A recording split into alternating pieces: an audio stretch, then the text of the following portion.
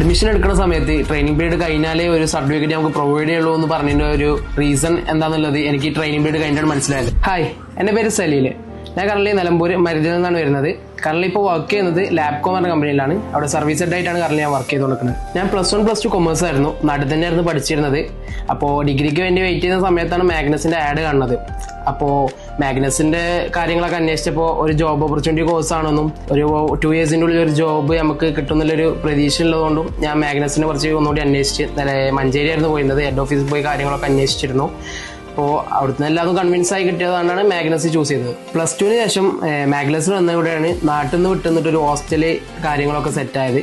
അപ്പോൾ മാഗ്നസിൽ ഹോസ്റ്റലിൽ കാര്യങ്ങളൊക്കെ ഫ്രീ ആയി അക്കോമഡേഷൻ കാര്യങ്ങളൊക്കെ ഉണ്ടായിരുന്നു. OJT പീരീഡിൽ കുറേ ആൾക്കാർക്ക് നോർത്ത് ഇന്ത്യയിലൊക്കെയാണ് കിട്ടിയത്. എനിക്ക് നോർത്ത് ഇന്ത്യയിലായിരുന്നു കിട്ടിയിരുന്നത്, ഗുജറാത്തിലായിരുന്നു. മെയിനായിട്ട് അവിടെ ബോർഡ് വർക്ക് കാര്യങ്ങളൊക്കെയാണ് എനിക്ക് വന്നിരുന്നത്. എൻ്റെ കേസിൽ പറയുകയാണെങ്കിൽ എക്സ്പീരിയൻസ്ഡ് എനിക്ക് കിട്ടിയത് നോർത്ത് നിന്നാണ്. കാരണം മിനിമം ഡെയിലി ഒരു 20 അടുത്ത് ബോർഡ് വർക്ക് കാര്യങ്ങൾ വന്നിരുന്ന ഷോപ്പാണ്. അപ്പോൾ നോർത്തിൽ എത്ര സ്ട്രഗിൾ ആണെങ്കിലും നമുക്ക് എക്സ്പീരിയൻസ് കാര്യങ്ങൾ കിട്ടണമെന്നുണ്ടെങ്കിലും നമ്മൾ നോർത്തിൽ തന്നെ പോയാൽ എൻ്റെ ഒരു POVയിൽ ഞാൻ പറയണതാണ്. തന്നെ അവിടുത്തെ ഫുഡ് കാര്യങ്ങളൊന്നും ഇഷ്യൂസ് കാര്യങ്ങളൊന്നും വന്നിട്ടില്ലായിരുന്നു. ഓൾ ഗുഡ് ആയിരുന്നു എനിക്ക് OJT ടൈമിലുണ്ടായിരുന്നത്. അതുപോലെ നമ്മളിപ്പോൾ ഡേ ബൈ ഡേ നമ്മൾ ടെക്നോളജി അപ്ഡേറ്റ് ചെയ്തുകൊണ്ടിരിക്കുകയാണ്. നമ്മൾ അതിൻ്റെ കൂടെ അപ്ഡേറ്റഡ് ആവണം, എന്നാലും നമുക്ക് ഈ ഫീൽഡിൽ പിടിച്ചെടുക്കാൻ കഴിയുള്ളൂ. സർവീസ് എക്സ്പീരിയൻസിന് പുറമെ എനിക്ക് കിട്ടിയൊരു വലിയൊരു മൈൽ സ്റ്റോൺ ആയിരുന്നു നമ്മുടെ PC കസ്റ്റം ബിൽഡ് കാര്യങ്ങളൊക്കെ.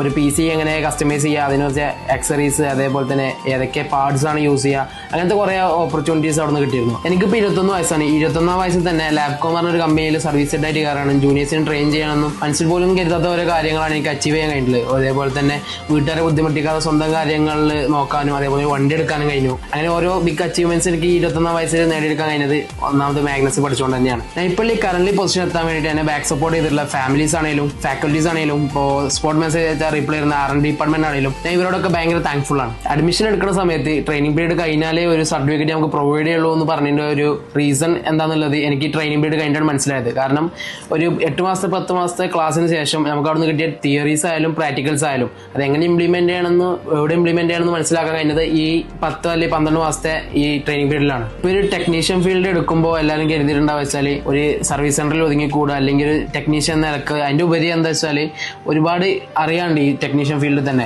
എന്നെ പോലെ തന്നെ 1 ലക്ഷം അതിന്റെ മേലേക്ക് സാലറി വാങ്ങുന്ന ഒരുപാട് ടെക്നീഷ്യൻസ് നമ്മളെ ഈ കേരളത്തിലുണ്ട്. അപ്പോൾ ഒരു ബേസ് ആയിട്ട് ഒരു ഫൗണ്ടേഷൻ ഉണ്ടെങ്കിൽ നമ്മൾ ആ ഫൗണ്ടേഷന് പക്കയായാലേ നമുക്ക് അതിന്റെ മേലേക്ക് ഓരോ പടി എടുത്ത് അതൊരു സ്ട്രക്ചർ ഫുൾഫിൽ ചെയ്യാൻ കഴിയുള്ളൂ. അപ്പോൾ മാക്സിമം നമ്മുടെ ബേസ് വർക്ക് കാര്യങ്ങളൊക്കെ പക്കയാക്കിയിട്ട് ഒരു പൊസിഷനിൽ എത്താൻ മാക്സിമം ശ്രമിക്കുക. Magnus for a magnificent career.